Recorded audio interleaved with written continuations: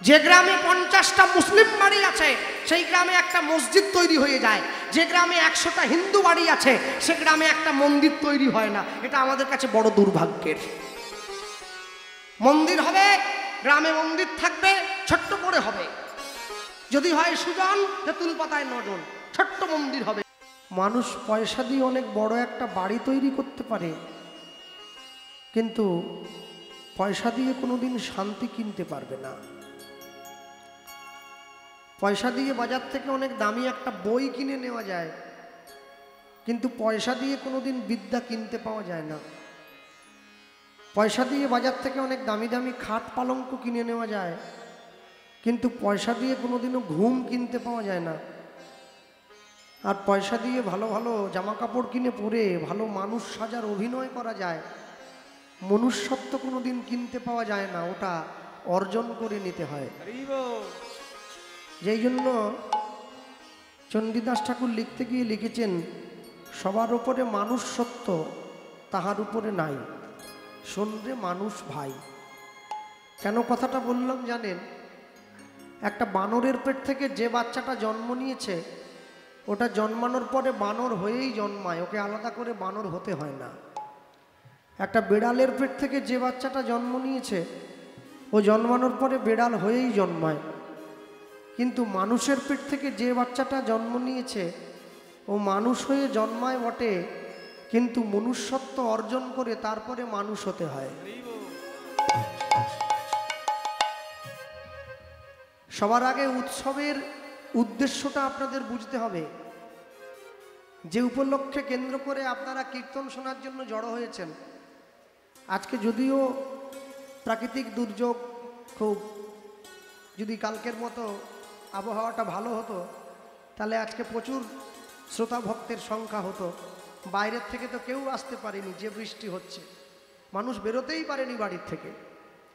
তা আমি একটা কথাই বলবো, যারা এই দিকে বসে আছেন এবং যারা সামনে বসে আছেন, উৎসবের উদ্দেশ্যকে বুঝে যদি আপনারা উৎসব পালন করেন, সেটা শুধু আপনাদের মুর্শিদাবাদ বহরুল বলে আমি বলছি না, আমি গোটা পশ্চিমবঙ্গ তথা ভারতবর্ষ, গোটা বিশ্বের কথা বলছি।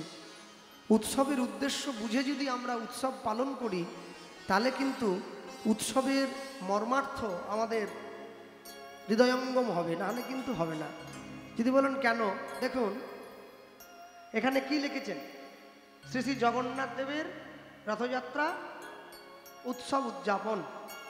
মাইকে বারবার ধরে ঘোষণা করছিলেন, এখনো যারা মহাপ্রভুর প্রসাদ নিতে বাকি আছেন আপনারা আসবেন, প্রসাদ নেবেন।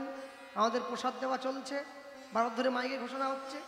তাহলে যেখানে মহাপ্রভুর প্রসাদ হলো, যে উৎসবের হ্যান্ডবিলটা তৈরি হয়েছে জগন্নাথ দেবের নাম নিয়ে, সেই উৎসব প্রাঙ্গণে যদি আপনারা ডিম চাউমিনের দোকান এনে বসান, তাহলে কিন্তু উৎসবের গুরুত্ব থাকলো না, উৎসবের গুরুত্ব নষ্ট হয়ে গেল। এই জায়গাটা সবার আগে আমাদের চিন্তা করতে হবে। মানুষ মহাপ্রভুর প্রসাদও খাচ্ছে, আবার ছুটে গিয়ে ডিম ভাজাও কিনে খাচ্ছে। হ্যাঁ, সমস্যা কোনোদিন আকাশ থেকে ঝরে পড়ে না, সমস্যা আমরা তৈরি করেছি, তাই সমস্যা আমাদের জীবনে এসে দাঁড়িয়েছে। আপন ইচ্ছায় জীব কোটি বাঞ্ছা করে, কৃষ্ণ পুরাইলে জীবের বাঞ্ছা তবে পুরে। আমাদের জীবনের ইচ্ছা অনেক, কিন্তু পূরণ করার মালিক সে। যতটুকু পূরণ করতে চাইবে অতটুকুই পূরণ হবে। প্রণমহ কলিযুগ সর্বযুগ সার।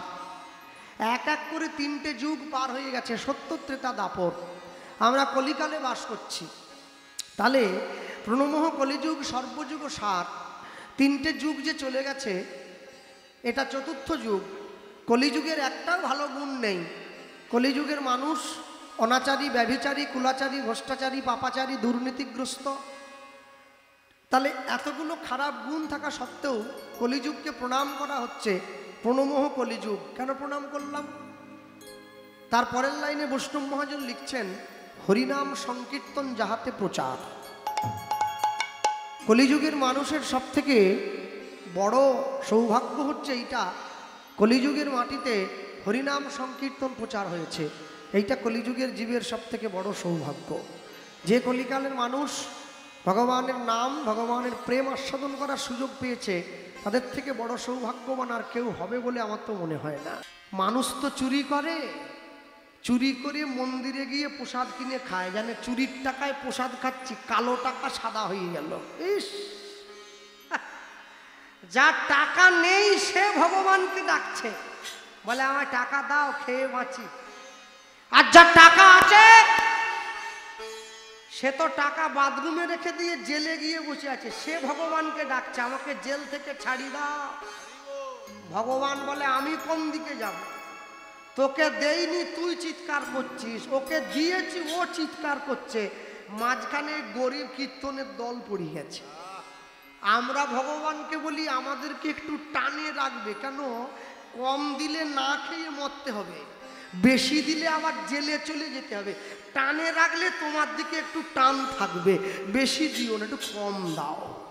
মাধু দাসের বয়স হয়েছে, জগন্নাথ দেবের কোলের উপরে মাথাটা দিয়েছে, জগন্নাথের কোলে মাথা দিয়ে মাধু দাস বলছে বন্ধু আমার তো চলে যাওয়ার সময় হয়ে গেল, আমি কি চাই জানিস, জীবনের শেষ ইচ্ছেটা আমার কি, আমি হৃদয়ে ধরিব তোমার যুগল চরণ, যুগল চরণ, নয়নে হেরিব তোমার ও চাঁদ বদন, ও চাঁদ বদন, জিহ্বা উচ্চারিব মধুমাখা কৃষ্ণ নাম, মধুমাখা কৃষ্ণ নাম, এই মত মুই মোর ত্যাজিব পরাণ, এই মত মুই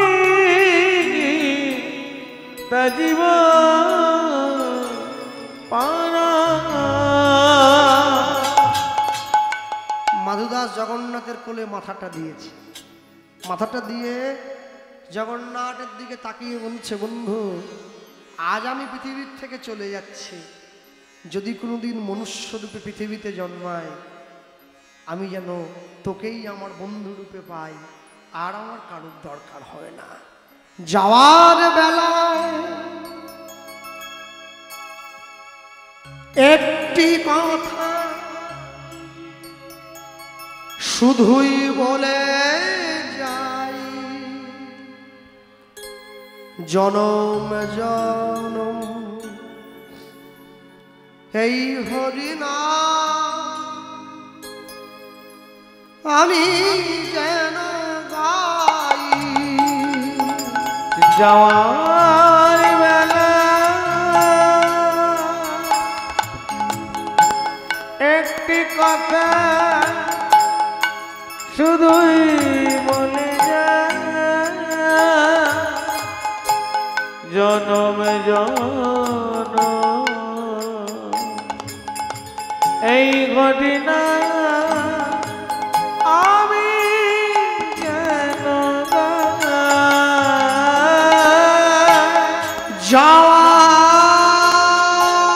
যাওয়ার বেলায় একটি কথা শুধু বলে যাই, জনম জনম এই হরিনাম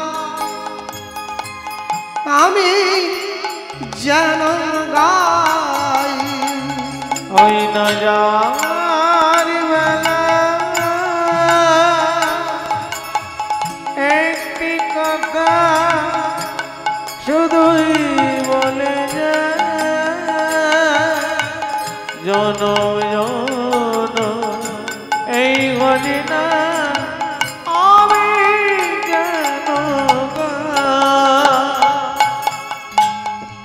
আমি চলে যাই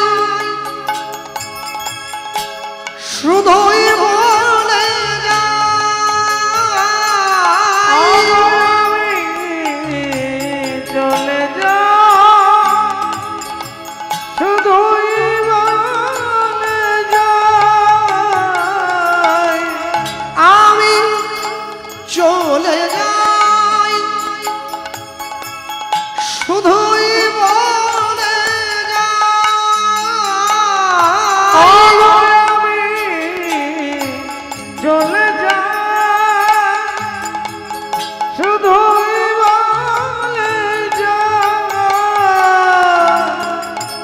জনম জনম এই হরিনাম আমি যেন গাই। ওই না জনম জনম এই হরিনাম আমি যেন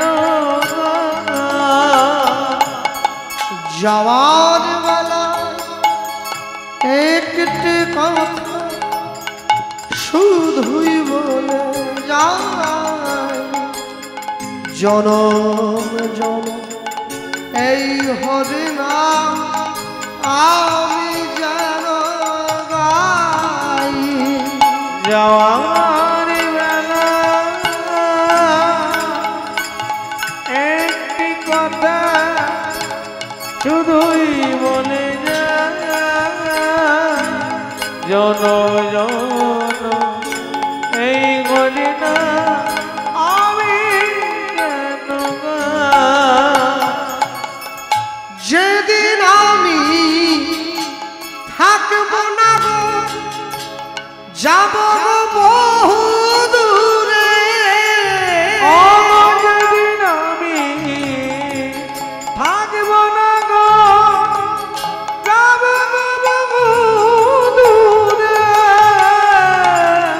যেদিন আমি থাকব না গো, যাব গো বহু দূরে, যেদিন আমি থাকব না গো, যাব গো বহু দূরে। সাজের প্রদীপ জ্বালায় দিও কৃষ্ণ নামের সুরে, ওই নজরের প্রদীপ জ্বালায় দিও কৃষ্ণ নামে সুরে। তোমরা সাজের প্রদীপ জ্বালায় দিও কৃষ্ণ নামের সুরে, তোমরা সাজের প্রদীপ জ্বালায় দিও কৃষ্ণ নামে সুরে। আমি চলে যাই শুধুই বলে যাই, চলে যা শুধুই বলে যা। সবার ক্ষমার মাঝে যেন পাই আমি ঠাই, ওই ন সবার ক্ষমা মাঝে যেন পাই আমি ঠাই। তোমাদের সবার ক্ষমা মাঝে যেন পাই আমি ঠাই, ওই ন সবার ক্ষমা মাঝে যেন পাই আমি ঠাই। যাওয়ার বেলা একটি কথা শুধুই বলে যাই, জনম জনম এই হরিনাম আমি যেন গাই। ওই না যাওয়ার বেলা একটি কথা শুধুই বলে যায়, জনম জনম এই হরিনাম আমি যেন গাই। যাওয়ার বেলা একটি কথা শুধুই বলে যায়, জনম জনম এই হরিনাম আমি যেন গাই। আমি চলে যাই, চলে যাই, আমি চলে যাই, চলে যা আমি চলে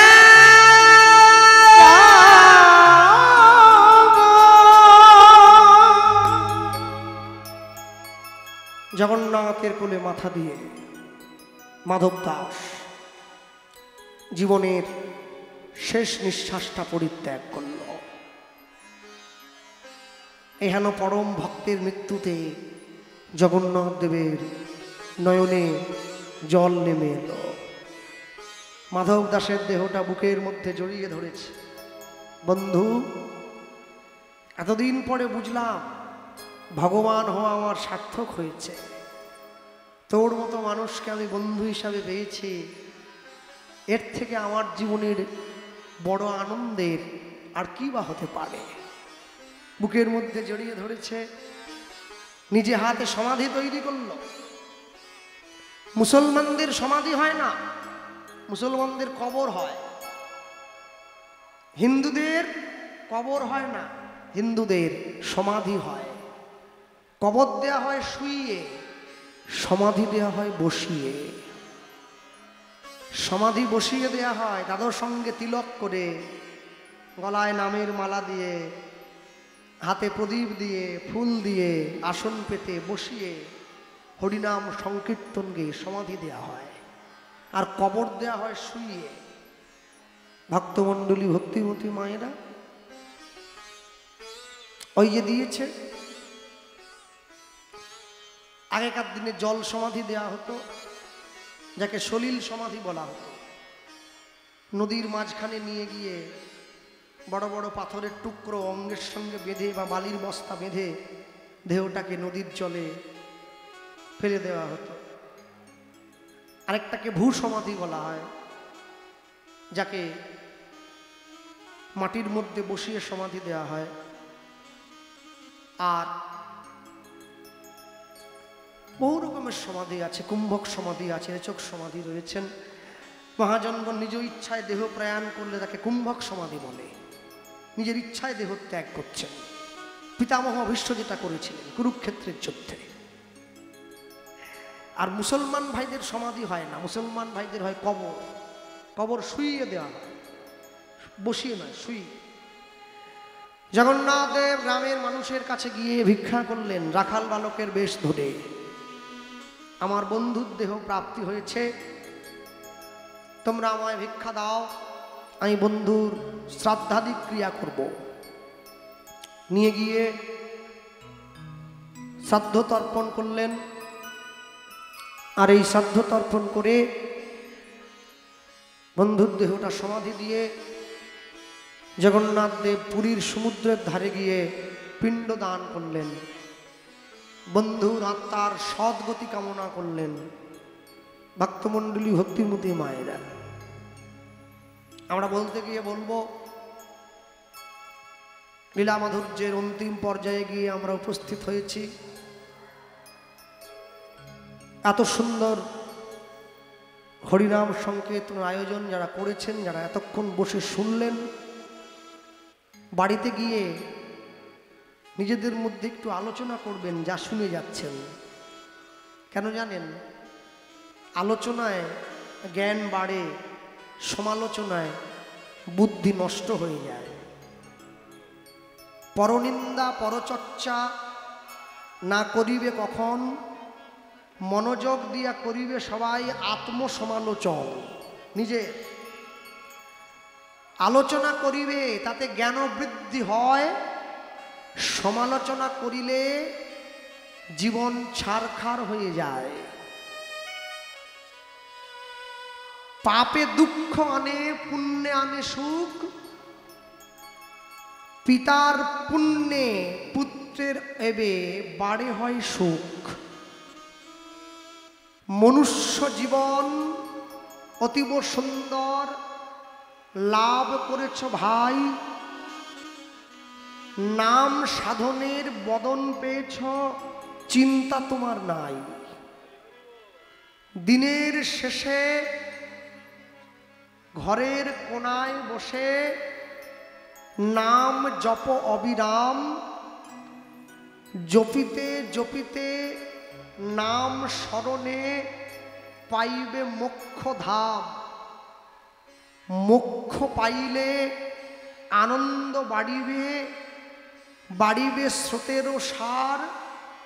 নাম গাহিলে আনন্দ হইবে, বহিবে অশ্রুধার।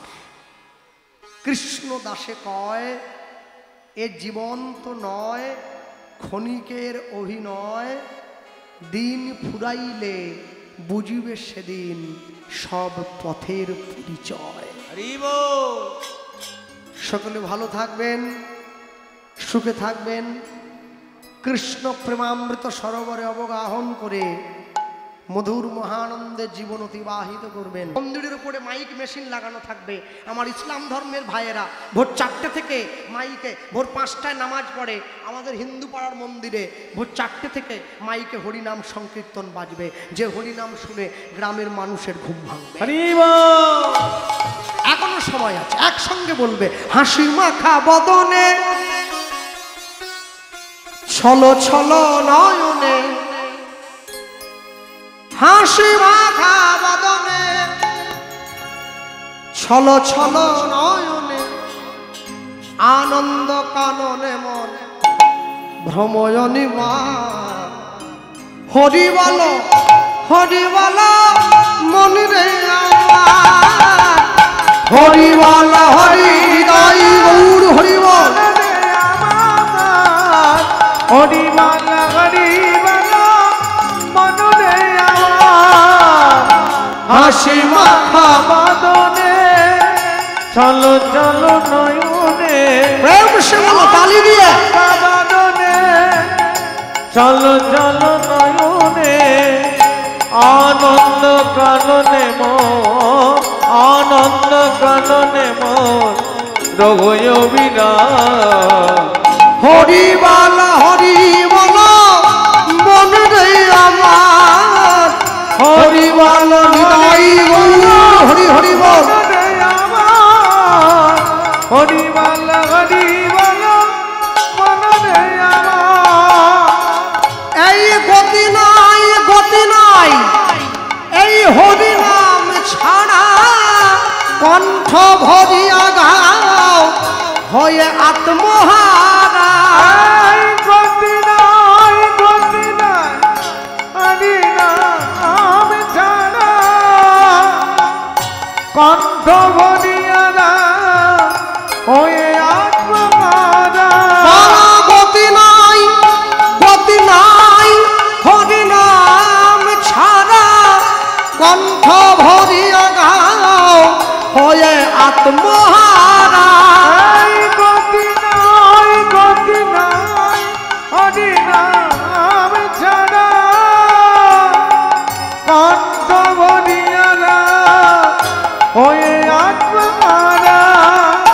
ওই দেখো শ্মশানে কিবা রাত্রি দিনে, ওই দেখো শ্মশানে কিবা রাত্রি দিনে, তুমি ওই দেখো শ্মশানে কিবা রাত্রি দিনে, ওই দেখো শ্মশানে কিবা রাত্রি দিনে, পুড়িতেছে মানুষে ও পুড়িতেছে মানুষে, বল পুড়িতেছে মানুষে, ও পুড়িতেছে মানুষে যত অহংকার। হরি বল হরি গৌর হরি হরি বল, হরি বল মনরে আমার, হরি বল মনরে আমার। কেউ তো কারণ নয় এ কথাটা সত্য, তুমি ভেবেও দেখো মন সবই যে অনিত্য। কেউ তো কারো নয় এ কথা যে সত্য, ভেবেও না মন সবাই নিত্য। কেউ তো কারণ নয় এ কথাটা সত্য, তুমি ভেবেও দেখো মন সবই যে অনিত্য। কেউ তো কারো নয় এ কথা যে সত্য, ভেবেও না মন সবাই নিত্য। বলো ওই দেখো তোমার বন্ধু তরিতে এই ভব সিন্ধু। ওই দেখো তোমার বন্ধু তরিতেছে ভব সিন্ধু। তুমি ওই দেখো তোমার বন্ধু তরিতেছে ভব সিন্ধু। ওই দেখো তোমার বন্ধু তরিতেছে ভব সিন্ধু। হাত ধরে তোমায় সে, ও গো হাত ধরে তোমায় সে, হাত ধরে তোমায় সে, হাত ধরে তোমায় সে করে দেবে পার। হরি বল হরি নিতাই গৌর হরি বল। হরি বল হরি বল মনরে আমার হাসি মাখা বদনে চলো চলো নয়নে আনন্দ কাননে মন, আনন্দ কাননে মন রহুয় দিনা। হরি বল হরি বল। মনরে আমার হরি বল হরি বল মনরে আমার হরি বল হরি বল মনরে আমার। পরের দিন সকালবেলা জগন্নাথ মন্দিরের পাণ্ডারা মন্দিরের দরজা খুলে চমকে উঠল। একে জগন্নাথকে ভোগ দেওয়ার জন্য যে সোনার থালা কোথায় গেল? লাঠি নিয়ে পাণ্ডারা থালা খুঁজতে বেরিয়ে পড়ল। কেহ বা উত্তরে কেহ বা দক্ষিণে সঘনে ধাইয়া যায়। পবনে ধাইয়া যায় যাহা মাধুদাস কৃষ্ণ নামেতে উল্লাস, কৃষ্ণ নামেতে উল্লাস, তাহাতে মিলিলা যাই। তাহাতে মিলিলা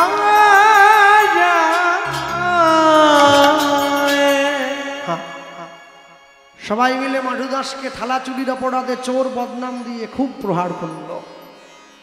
গাছের সঙ্গে সবাই মিলে ওকে বেঁধে খুব মারল। সবাই মিলে যখন মারল, মারতে মারতে মাধুদাসকে আধমরা করে দিয়ে, আচ্ছা হ্যাঁ সবাই মিলে আধমরা, একটু আগে গেলে ভালো হতো আরো।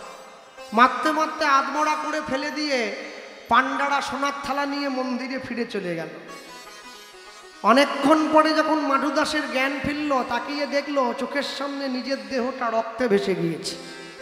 জগন্নাথ দেবের দিকে তাকিয়ে বলে উঠল, জগন্নাথ আমি তোমার কাছে প্রসাদ চাইনি, তুমি নিজেই আমাকে চোর সাজালে, নিজেই প্রসাদ পাঠালে, নিজেই মার খাওয়ালে। হ্যাঁ আমরা তো বড় আজব। আমাদের বাড়িতে যে চোরটা দরজার তালা ভেঙে একটু রুটি চুরি করেছে, একটু ভাত চুরি করেছে, তাকে আমরা গাছের সঙ্গে বেঁধে পিটালাম। আর যে চোরটা কলমের খোঁচা দিয়ে কোটি কোটি টাকা চুরি করেছে, সে যখন পাড়ায় এলো তাকে সবাই মিলে ফুলের মালা পরালাম। আমরা রুটি চোরকে বেঁধে রাখি, কোটি চোরকে আদরে রাখি। এই হচ্ছে আমাদের অবস্থা। তেলের শিশির ভাঙলো বলে খুকুর পরে রাগ করো, তোমরা যে সব বুড়ো খোকা ভারত ভেঙে ভাগ করো তার বেলা। হ্যাঁ এই কমিটির ছেলেরা ওরা ভিক্ষার ঝুলি নিয়ে পাত্র নিয়ে আপনাদের কাছে যাচ্ছে। যদিও শ্রোতা সংখ্যা খুবই কম, আমি তবু বলবো ওদের নিরাশ করবেন না। যেমনভাবে পারবেন ওদের ভিক্ষা পাত্রে দান করবেন। আস্তে ছুটে উঠে পালিয়ে যাবেননি, ওরা কারো পকেট থেকে কেড়ে নেবেনি। হ্যাঁ যেমনভাবে পারবেন ওদের ভিক্ষার পাত্রে দেবেন। ভগবানের সেবার জন্য, সকল ভক্তদের জন্য ওরা প্রসাদের ব্যবস্থা করেছে। ওরা আপনাদের সম্মুখে যাবে, যে যেমনভাবে পারবে ওদের ভিক্ষার পাত্রে দান করবেন, ওদেরকে আশীর্বাদ করবেন যেন ওরা প্রত্যেক বছর এই উৎসবটা সুন্দরভাবে পরিচালনা করতে পারে। ভক্তমণ্ডলী, ভক্তিমতী মায়েরা, হ্যাঁ মাধুদাস চলে যাচ্ছে। জগন্নাথ দেবের দিকে তাকিয়ে বলে উঠল, জগন্নাথ আমি তোমার ধামে আর থাকবো না, আমি চলে যাব শ্রীধাম বৃন্দাবন। আর যেই উঠে চলে যেতে গেল, পিছন ফিরে তাকিয়ে দেখছে স্বয়ং জগন্নাথ দেব দাঁড়িয়ে রয়েছে। ছুটে গিয়ে মাধুদাসকে বুকে জড়িয়ে ধরেছে। বন্ধু অনেক কষ্ট দিয়েছি তোকে, আর দেব না। কেন জানিস কষ্ট দিয়েছি কেন? একটা কারণের জন্য কষ্ট দিয়েছি। কষ্টটা কেন দিলাম? কষ্ট যদি তোকে না দেই কি করে বুঝবো তুই আমায় কতটা ভালোবাসিস? কষ্ট না করলে কি কৃষ্ণ পাওয়া যায়? আর তোকে কষ্ট করতে হবে না। পুরীর সমুদ্রের ধারে ছোট্ট একটা পাতা দিয়ে কুঁড়ে ঘর বানিয়ে দিয়েছে, সেইখানে রেখেছে নিজের বন্ধুকে। আর শোন, জগন্নাথ দেব বলে উঠছে, আমি প্রত্যেক দিন রাত্রিতে সবাই যখন ঘুমিয়ে পড়বে আমি কিন্তু তোর সঙ্গে দেখা করতে আসবো, তুই ঘরের দরজাটা খুলে রাখিস। পুরীতে সবাই যখন ঘুমিয়ে পড়ে জগন্নাথ বেশে বন্ধু এসে মাধব দাসের সঙ্গে দেখা করে। হ্যাঁ, আর দেখা করলো একদিন, দুদিন, 3 দিন, 4 দিনের দিন। একদিনকে জগন্নাথ বেশে বন্ধু এসে মাধব দাসের সামনে দাঁড়িয়ে বলে উঠছে, এই মাধব, তোর সঙ্গে একটা মনের কথা ছিল রে। বলবো কি, শুনবি? হ্যাঁ বল, কি বলছিলি? মানে বলছিলাম কি, অন্য কিছু না। ওরে চল না মাধু কাঁঠাল চুরি করতে যায়, চল না মাধু কাঁঠাল চুরি করতে যায়, চল না মাধু কাঁঠাল চুরি করতে যায়, চল না মাধু কাঁঠাল চুরি করতে যায়। মাধু দাস বলছে, তুই ভগবান হয়ে আমাকে নিয়ে চুরি করতে যাবি? এই চুরি বিদ্যা বড় বিদ্যা, যদি না পড়ো ধরা, আর যদি পড়ে যাই ধরা তাহলে ভাঙবে দাঁতের গোড়া, মারবে শিল আর নোড়া। ওরে বড়ই আশা, বড়ই আশা, বড়ই আশা ছিল মনে, ছিল মনে মাধুরে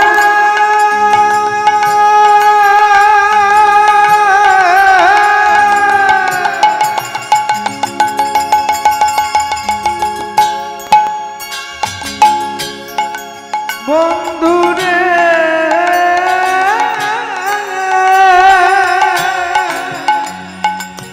বন্ধুরে, বন্ধুরে, বন্ধুরে, ওরে বড়ই আশা, বড়ই আশা ছিল মনে, ছিল মনে। মাধু, মাধু কাঁঠাল খাবো মোরা দুজনে, ওই না বড়ই আশা, বড়ই আশা ছিল মনে, কাঁঠাল খাবো পেড়ে দুজনে। ভয় নেই তোর যদি ভয় নেই তোর যদি মোরা, ভয় নেই তোর যদি মোরা, ভয় নেই তোর যদি মোরা আছে ধরা পড়ে যায়। চাল্লা মাধু কাঁঠাল চুরি করতে যায়, চাল্লা মাধু কাঁঠাল চুরি করতে যায়, বন্ধু রে, মাধু কাঁঠাল চুরি করতে যায়,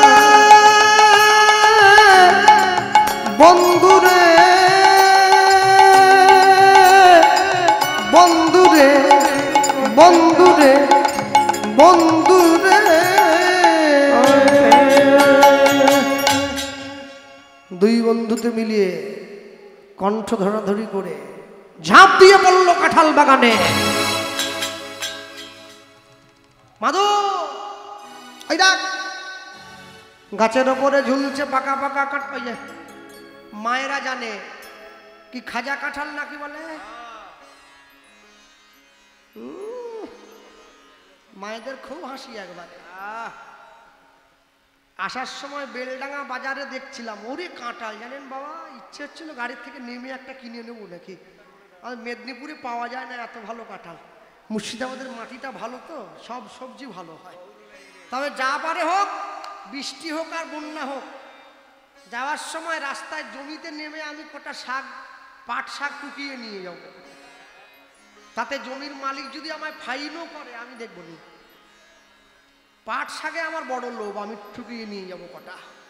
আসার সময় দেখছিলাম একবারে ইচ্ছে হচ্ছিল মটরের ডাল দিয়ে জমির পাশে বসেই একবারে যা অসুবিধা।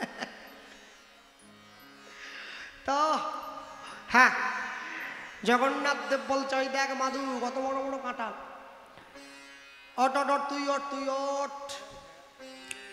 মাধু দাস বলে আমি উঠবো না, বুড়ো বয়সে পড়ে গিয়ে হাড়গোড় ভাঙলে জোড়া লাগবে না, তুই ওঠ। জগন্নাথ দেব বলে আমি উঠবো না। কেন উঠবি না কেন? আরে ভালো ভালো কাপড় জামা পরে আছি, ছিঁড়ে গেলে কে দেবে? মাধু দাস বলে তুইও উঠবি না, আমিও উঠবো না। তাহলে গাছের কাঁঠাল গাছে থাক, গোপে তেল দিয়ে লাভ নেই। তুই ঘরে, তুই মন্দিরে যা, আমি ঘরে যাই, কাঁঠাল খাওয়ার দরকার নেই। ভগবান মনে মনে ভাবছে আমি এত দূর পর্যন্ত কে টেনে এনেছি, এই মুহূর্তে যদি পুরো কাজটাও না করে তাহলে আমার এত কষ্টে বুদ্ধিটা তো নষ্ট হয়ে যাবে, লীলাটা প্রকাশ করতে পারবো না। জগন্নাথ দেব ছুটে গিয়ে মাধু দাসের সামনে দাঁড়িয়ে বলছে, আচ্ছা মাধু, যদি আমরা অন্যায়টা দুজনে হাপাহাপি করে নেই তাহলে কেমন হয়? 50-50? আরে কি ব্রিটানিয়া বিস্কুট নাকি 50-50 করে? বলে না, মানে বলছিলাম কি, জগন্নাথ দেব বলে আমি নিচে বসবো, তুই আমার কাঁধে পা দিয়ে উঠে দাঁড়াবি, আমি দাঁড়াবো আমার কাঁধে, তুই দাঁড়াবি, এক হাতে ধরবি কাঁঠাল গাছের ডাল, কাঁঠাল গাছের ডাল, আরেক হাতে ধরবি পাকা কাঁঠাল, পাকা কাঁঠাল। এইবার পেড়ে আনবি, দুজনে খাবো, তুই যাবি ঘরে, আমি যাব মন্দিরে, কার গাছের কাঁঠাল কে খেয়েছে কে জানে।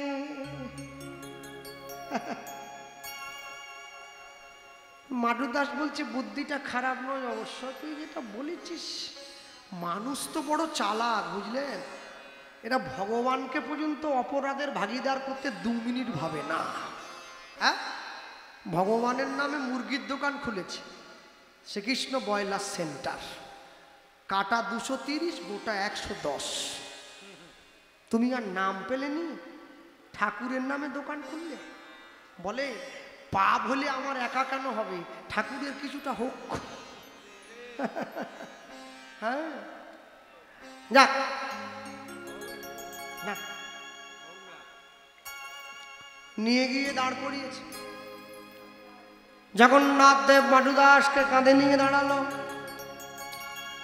এক হাতে ধরলো কাঁঠাল গাছের ডাল, কাঁঠাল গাছের ডাল, আরেক হাতে ধরলো পাকা কাঁঠাল, কাঁঠাল। কাঁঠাল তো আর আম নয় যে চটকা দিয়ে ছিঁড়ে নেবে, মোচড় দিচ্ছে।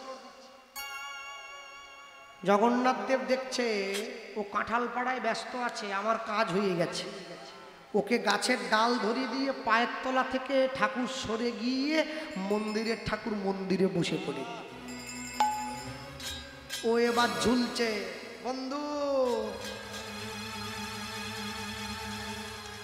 গাছে তুলে দিয়ে মই কেড়ে নিয়েছে, এবারে কি করব?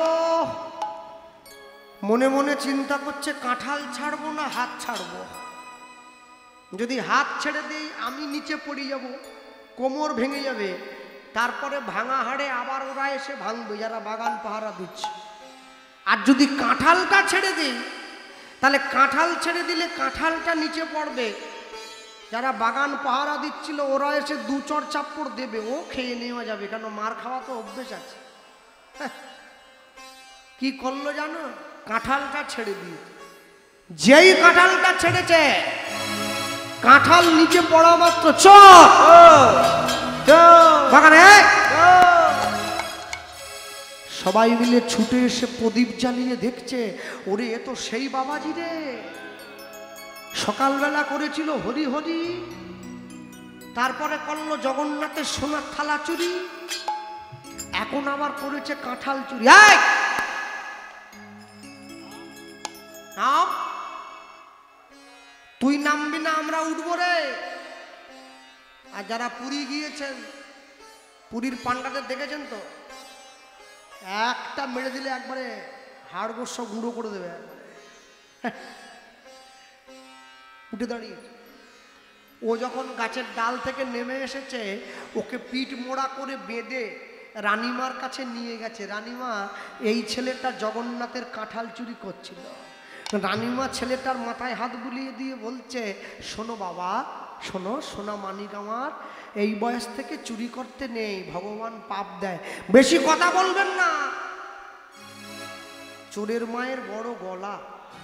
মাধুদাস বলছে, নিজের বাড়িতে চোর পুষে রেখে পরের বাড়ির ছেলেকে চোর বলতে লজ্জা করে না আপনার? রানীমা বলে, আমার আবার চোরকে? আমার তো 18টা ছেলে, পুরীতে 18 নালা হয়ে গেছে, আমার আবার চোর? আপনার মন্দিরের জগন্নাথ নিজে চোর। রানীমা বলছে, আমার মন্দিরের জগন্নাথ যে চোর সেটা প্রমাণ করতে পারবি? করে দেব, আসুন, চলে আসুন। মন্দিরে নিয়ে গিয়ে জগন্নাথ দেব তো দাঁড়িয়ে রয়েছে। মাধুদাস গিয়ে বলছে, বন্ধু বলে দাও, আমি নয়, তুমি আমাকে সঙ্গে করে চুরি করতে নিয়ে গিয়েছিলে, বললে কি হবে? বন্ধু নড়েও না চড়েও না, নড়েও না চড়েও না, নড়েও না চড়েও না, নড়েও না চড়েও না, কোনো কথা বলে না, নড়েও না চড়েও না, কোনো কথা বলে না, নড়েও না চড়েও না। চলো বন্ধু, এখনো সময় আছে, বলে দাও আমি চুরি করতে যাইনি, তুমি আমাকে সঙ্গে নিয়ে চুরি করতে গিয়েছিলে। হা হা হা হা হা। পান্ডারা ছুটে এসেছে, রানীমা ওকে ছাড়ি করো, মারি পগড়ে পুঁতি দিব, মানে মেরে পাকে পুঁতে দেবে বলে। সে পাকে পোতো আর বালিতে পোতো, চুরি আমি করিনি। কয়, তুই যদি চুরি করিসনি তাহলে জগন্নাথ দেব তো কিছু বলছে না। অনেকক্ষণ দাঁড়িয়ে থাকার পরে মাধুদাস বলে উঠছে, শোনো বন্ধু, এখনো যদি তুমি স্বীকার না করো তাহলে আজ থেকে তোমার সঙ্গে আমার আড়ি হয়ে যাবে। এই আঙুলটা দেখাচ্ছে। ভক্তমণ্ডলী মায়েরা, আগেকার দিনে নিয়ম ছিল, এই আঙুলটা এরম করে ধরলে বন্ধু হতো, আর এরম করে ধরলে আড়ি হতো। এখন কোন আঙুলে বন্ধু হয়? ফেসবুকের লাইক, এই যে কাঁচকলা। ভগবান দেখছে সামান্য একটু কাঁঠালের জন্যে ভক্তের সঙ্গে আমার সম্পর্কটা ছিন্ন হবে। কি করলো জানেন? অমনি ইশারা করে দেখাইয়ে দিল, ইশারা করে দেখাইয়ে দিল, ইশারা করে দেখাইয়ে দিল, ইশারা করে দেখাইয়ে দিল, উড়নি খানি ছিঁড়ে রয়েছে। ওগো ইশারা করে দেখাইয়ে দিল, উড়নি খানি ছিঁড়ে রয়েছে, ইশারা করে দেখাইয়ে দিল, উড়নি খানি ছিঁড়ে রয়েছে, বলি পাঁচিল